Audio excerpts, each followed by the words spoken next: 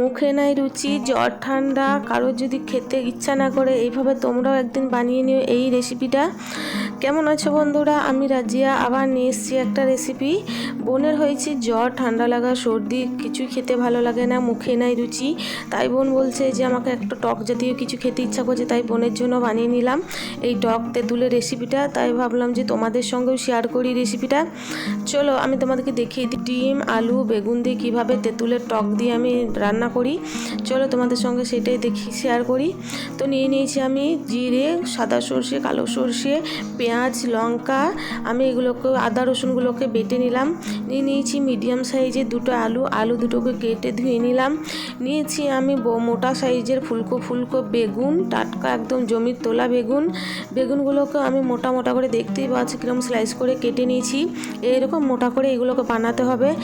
ধরিয়ে নিয়েছি আমি চুলাটা ধরিয়ে দিয়ে দিলাম আমি গরম তেলের মধ্যে বেগুনগুলোকে লবণ হলুদ দিয়ে আমি একটু ভেজে নেব। একদম লাল লাল করে ভাজবো যেন গলে না যায়। তোমরা দেখতেই পাচ্ছ এইরকম করেই ভাজতে হবে। ভেজে আমি তুলে নিলাম বেগুনগুলো তুলে নেওয়ার পর দিয়ে দিলাম আলুগুলোকেও আমি লাল লাল করে ভেজে নেব। আলুগুলো বেশ মোটা মোটা না করলে চলবে, যেহেতু এটা সেদ্ধ হবার ব্যাপার থাকে।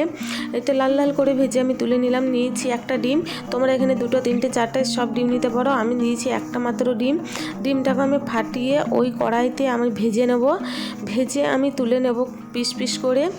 তো আমি এটাকে তুলে নিলাম। আমার ডিমটা হয়ে গেছে।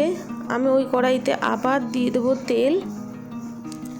তেল দিয়ে আমি বাটা মশলাটা দিয়ে দিলাম, জিরে আর কালো সর্ষে, সাদা সর্ষে, পেঁয়াজ, আদা রসুন, লঙ্কা বাটা, এগুলোকে দিয়ে আমি দিয়ে দিলাম হলুদ, লঙ্কা গুঁড়ো, লবণ একটু মতো আমি কষিয়ে নেব। কষিয়ে নিয়ে আমি দিয়ে দিলাম আলুগুলোকে আগেই দেবো না অন্য কোনো সবজিগুলো, বেগুনটা দেবো না, যেহেতু আলুটা এখনও সেদ্ধ হয়নি আর তেঁতুলের টকটা পড়ে গেলে তো সেদ্ধই হবে না। তার জন্য আমি আলুগুলোকে আগে দিয়ে দিলাম। আলুগুলোকে দিয়ে আমি একটু জল দিয়ে সেদ্ধ করে নেবো। এই তো ঢাকনা দিয়ে দিলাম। ঢাকনা দিয়ে দেখে নিচ্ছি, হ্যাঁ আমার আলুগুলো সেদ্ধ হয়ে গেছে, তেল ছেড়ে দিয়ে এই মুহূর্তে দিয়ে দেবো আমি তেঁতুলের টকটা। এই তেঁতুলের টক দেখলে কেন জানি না জিভে সবসময় জল চলে আসে, তাতেই যে পরিস্থিতি থাকি না কেন। এই তো আমার জিভে আবার জল চলে এসছে তেঁতুলের টক দেখে। তো দিয়ে দিলাম আমি বেগুনগুলোকে দিয়ে আমি দিয়ে দিলাম ওই ডিমগুলো আমার আগে থেকেই পিস করা ছিল, এগুলোকেও আমি দিয়ে দিলাম। যদি মুখে রুচি না থাকে, কিছু খেতে ভালো না লাগে, তো এইভাবে তোমরা একদিন টক বানিয়ে খেয়েও দেখবে, খুবই ভালো লাগবে। আমরা তো মাঝে মধ্যে এরকম খেয়ে থাকি।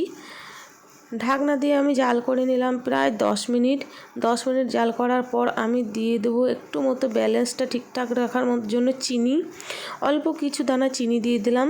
চিনি দিয়ে একটু মতো ফুটিয়ে নিয়ে এইটা আমার রেডি হয়ে গেছে তেঁতুলের টকের তরকারি। তো আমি নামিয়ে নিলাম। এখন একটু মতো ঝোল আছে, কিন্তু এটা ঠান্ডা হয়ে গেলে আরও একটু গাঢ় হয়ে যাবে, তাই এইভাবেই আমি নামিয়ে নিলাম।